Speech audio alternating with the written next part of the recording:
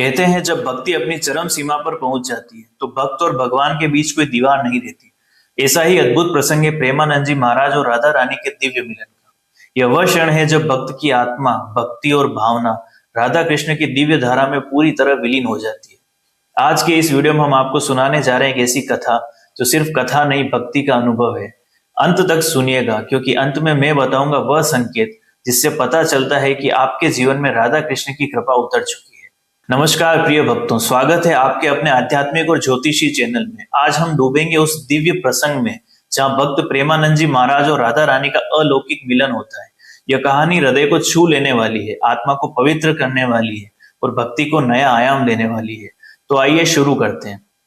प्रेमानंद जी की भक्ति यात्रा की शुरुआत कैसे हुई। प्रेमानंद जी महाराज बचपन से ही भक्ति की अनोखी लहर में बहते रहे।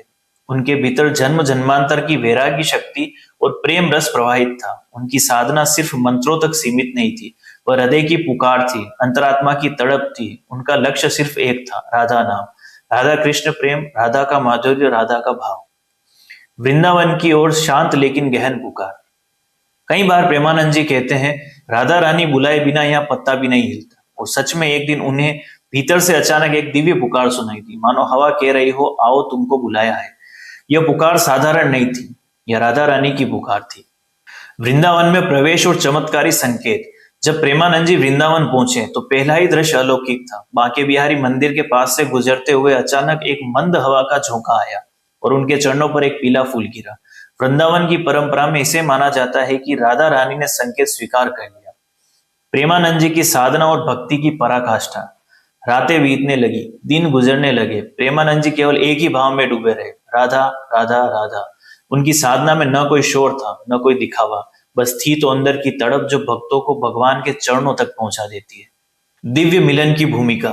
जब हृदय रो पड़ा, कहते हैं भक्त की आंखों के आंसू भगवान के लिए सबसे श्रेष्ठ अर्पण होते हैं। एक रात प्रेमानंद जी राधा कुंड के पास साधना कर रहे थे। उनकी आंखों से आंसू बह रहे थे और वे बार बार बोल रहे थे, राधे मुझे अपना लो, मैं तुम्हारा ही हूँ। यह वह क्षण था जब भक्ति एक सीमा रेखा पार करती है और भक्त भगवान से एकाकार होने लगता है।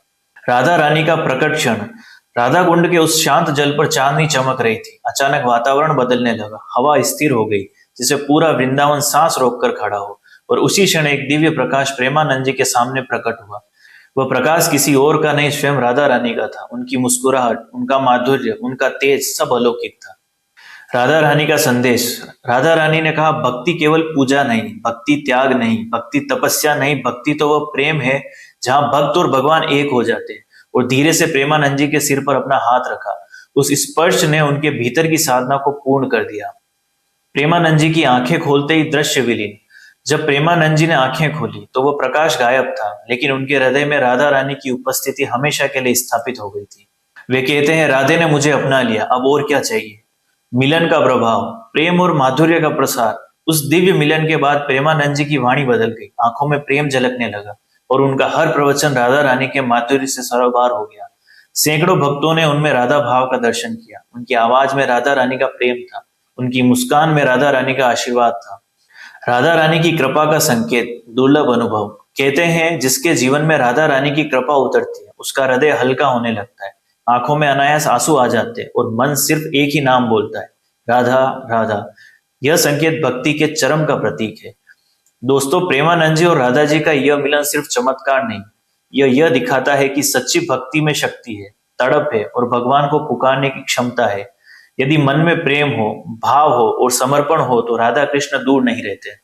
यदि आपको यह कथा दिव्य लगी हो तो वीडियो को लाइक करें, चैनल को सब्सक्राइब करें और कमेंट में लिखे राधे राधे। मिलते हैं अगले भक्ति रस वाले वीडियो में। जय श्री राधे।